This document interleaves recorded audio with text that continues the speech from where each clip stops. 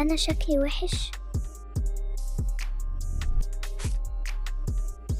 اسمعني كويس يا نوح، مفيش طفل وحش، في طفل مختلف.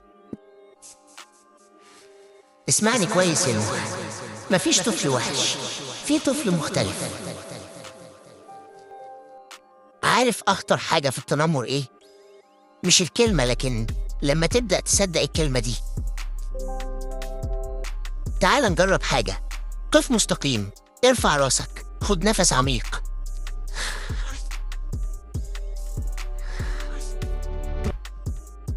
ممكن كفاية الكلام ده بيزعلني.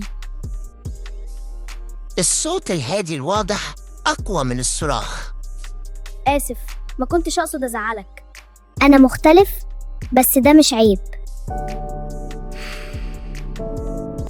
الكلمة ممكن تجرح، لكن الثقة تداوي.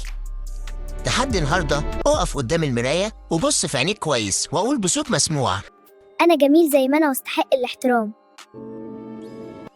رسالة النهاردة للأطفال: التنمر على الشكل مش هزار.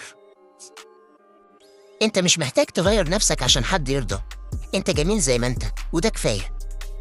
رسالة النهاردة للأهل: الكلمة ممكن تسيب أثر كبير في قلب طفل.